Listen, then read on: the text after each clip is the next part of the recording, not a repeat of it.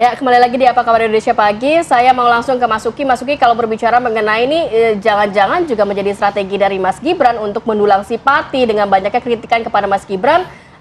Nampaknya laporan dari NU mental, kemudian ujung-ujungnya ini masuk nih lewat Tretan Universe. Akhirnya publik justru simpati kepada Mas Gibran. Ya, kalau kami melihatnya dari tren historis ya, karena kami sendiri di PSI bukan merupakan tim komunikasi wakil presiden, jadi kami tidak dapat memastikan apakah betul ini strategi atau tidak. Tapi yang kami yakini begini, kita lihat tren historis dan kita sama-sama sudah tahu bahwa Mas Gibran ini adalah uh, seorang politisi yang memang sudah diterpa kesabarannya, memang sudah diterpa kedewasaan berpolitiknya, memang sudah diterpa penerimaannya terhadap kritik-kritik, baik itu kritik yang bersifat lembut, kritik yang bersifat sedang-sedang saja, atau bahkan kritik yang bersifat keras, bahkan atau satir, kurang lebih seperti itu.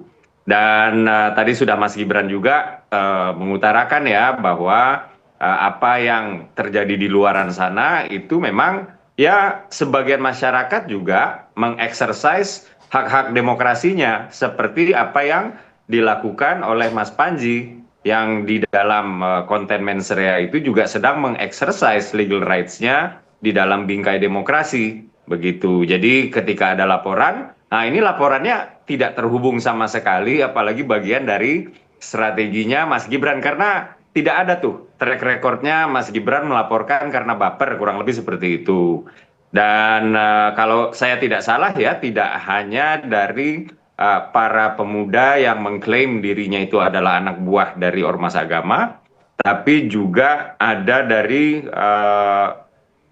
Pak Habib Rizik ya kalau nggak salah ya yang kemudian juga meminta konten tersebut untuk diturunkan, meminta kemudian Mas Panji untuk meminta maaf di bagian konten yang tidak ada hubungannya dengan Mas Gibran. Jadi ini sama sekali tidak ada hubungannya dengan Mas Gibran dan kita juga harus fair bahwa setiap warga negara itu punya hak ya untuk exercise legal rights-nya di dalam bingkai demokrasi. Jadi ini tidak ada hubungannya dengan Mas Gibran. Oke, baik Mas Uki, tadi di awal kan Mas Uki juga bilang bahwa Mas Panji sudah menanggapi ya, mungkin Mas Uki juga sudah nonton begitu, tanggapan Anda gimana? Panji sempat bilang bahwa ya ini teman-teman gue lagi nolongin gitu. Ulang lagi, apa yang lagi nolongin? Sorry. Di klarifikasi yang dilakukan oleh Panji juga merespons dari hasil podcast itu yang mengatakan bahwa ya teman-teman lagi nolongin gua. Panji bilang seperti itu. Mas Uki gimana tanggapannya?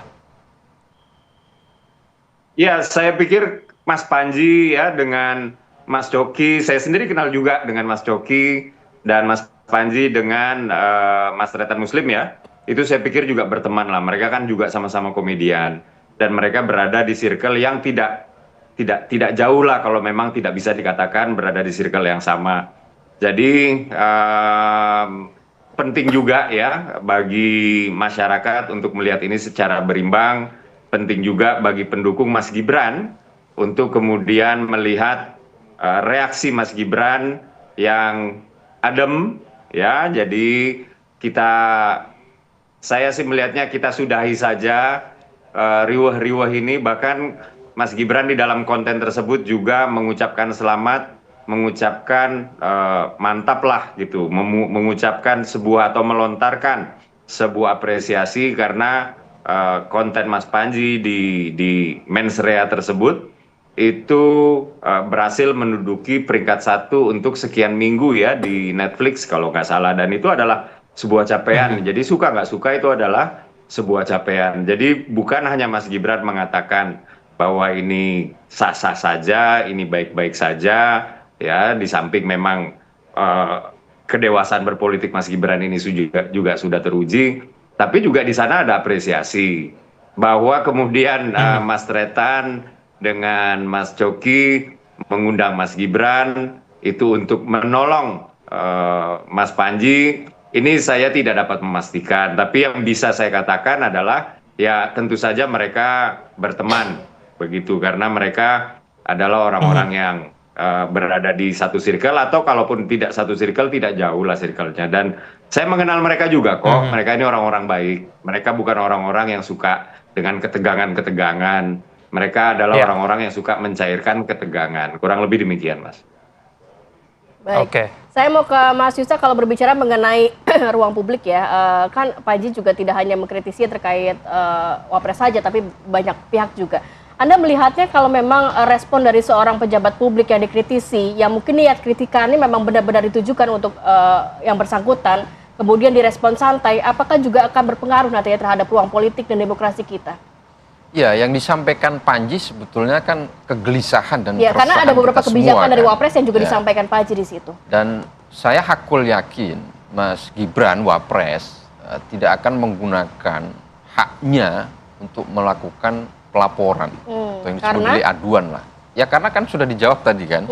Beliau merespon dengan sangat baik ya, dengan jok bahkan memuji Panji kan karena berhasil menempati ranking nomor 1 kan di Netflix kan. Jadi ini menunjukkan kedewasaan berpolitiknya, dan secara historis sebetulnya kan